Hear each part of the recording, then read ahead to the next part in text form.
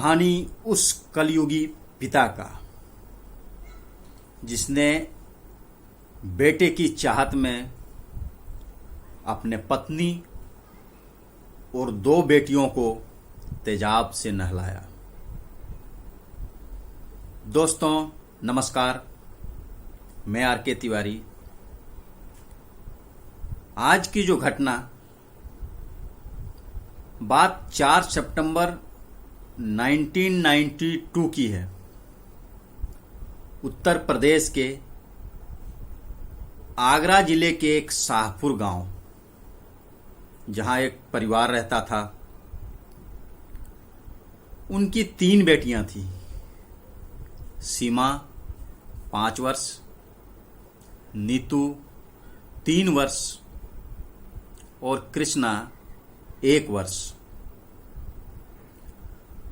तो उस परिवार में बेटे की चाहत को लेके लड़के की मां ने और उनके भाइयों ने पिता को भड़काना शुरू किया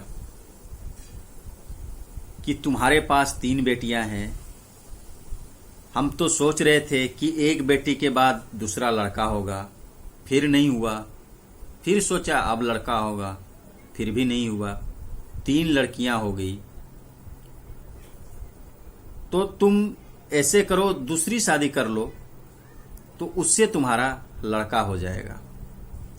ये ताने हमेशा उस पिता को मिलता था, उसके सगे संबंधियों द्वारा, उनके माता पिता द्वारा, उनके भाइयों द्वारा। इसी बात को लेके घर में हमेशा झगड़ा होते रहता था। एक दिन की बात है, 22 सितंबर 1992। पत्नी अपने 2 बेटियों को लेके, नीतू और कृष्णा जो कि 3 साल और 1 साल की थी, उनको लेके मायके चली गई। मायके में कुछ दिन बाद रात को एकाएक 1 बजे, रात में 1 बजे उसका पति उसके मायके पहुंच गया। जब उसकी पत्नी अपनी दोनों बेटी नीतू और कृष्णा को साथ लेकर बरामदे में सो रही थी, गर्मी का महीना था, दरवाजा खुला था, और जब उसका पति उनके पास पहुंचा तो उसके हाथ में तेजाब के बोतल थे और उसने तेजाब तीनों के ऊपर फेंक दिया, पत्नी और दोनों बेटियों के ऊपर, जिससे वो बुरी तरह झुलस गए, चीखने चिल्लाने लगे और वो वहां से भाग गया। चीखने चिल्लाने की आवाज सुनकर उस लड़की नीतू और सीमा के मामा मामी और उनके नानी तीनों जग गए और वो बहुत परेशान होने लगे। किसी तरह बंदोबस्त करके और उनको सरकारी हॉस्पिटल में ले गए, जहां सरकारी हॉस्पिटल में इलाज के दौरान उनकी जो सबसे छोटी बेटी थी कृष्णा, उसकी मौत हो गई और मां जो गीता देवी थी, गीता देवी और कृष्णा, ये दोनों बच गई। हालांकि गीता देवी को तेजाब का असर कम पड़ा था, उनको कम लगा था, इसलिए वो हॉस्पिटल से जल्दी रिलीज हो गई। लेकिन कृष्णा का चेहरा पूरा झुलस चुका था, उसकी दोनों आंख की रोशनी चली गई और वो हॉस्पिटल में बहुत लंबे समय तक एडमिट रही और तकरीबन 14 महीने के बाद वो ठीक हुई। तो दोस्तों, जो मैं आज आपको इस घटना की कहानी सुना रहा हूं, वो पूर्णतः नीतू के ऊपर है।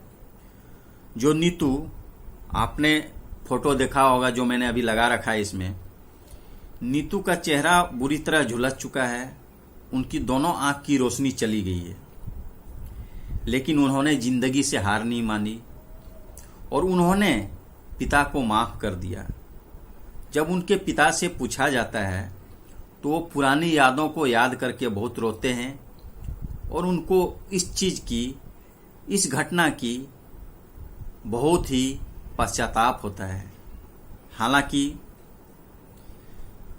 नीतू ने अपने पिता को माफ कर दिया, उन्होंने एक बेटी का फर्ज निभाया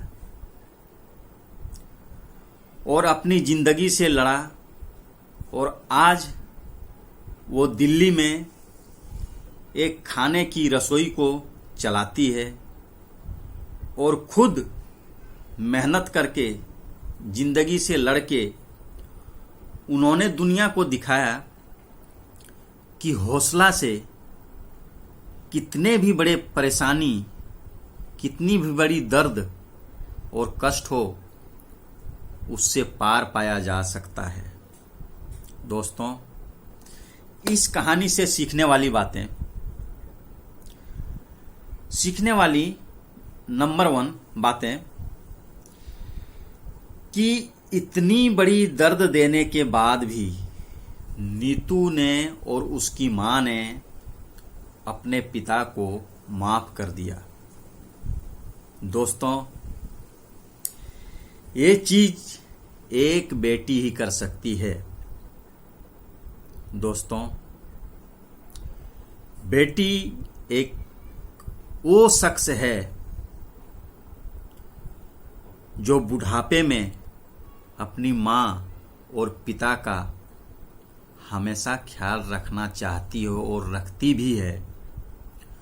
आप उन बुजुर्ग माता पिता से मिलिए और उनसे पूछिए जिनके पास बेटियां नहीं हैं। तो दोस्तों, ये घटना सुनाने का मेरा मकसद था कि समाज में हमारे देश में जहां भी बेटा और बेटी में फर्क समझता है, मैं उनको इस वीडियो के माध्यम से बताना चाहता हूं कि बेटी कहीं भी, कभी भी, कैसी भी हालात हो, वो हमेशा परिवार, माता पिता के साथ, अपने पति के साथ हमेशा खड़ी रहती है, बशर्ते उनको सही गाइडलाइन और सही दिशा और सही मोटिवेशन की जरूरत है। और हमें अपने समाज में इस भ्रांति को खत्म करना है कि बेटियां घर के 4 दीवारी के अंदर रह सकती है। उनको यदि आप समय से मौका दें और उनको सही गाइडलाइन मिल जाए तो मेरा मानना है कि बेटियां हर फील्ड में, हर विभाग में वो अपना 100% करना चाहती है और देना चाहती है और देती है। इसलिए इस छोटी सी मानसिकता को बिल्कुल अपने दिमाग से निकाल के फेंक दीजिए कि बेटी और बेटा में फर्क है। जय हिंद दोस्तों।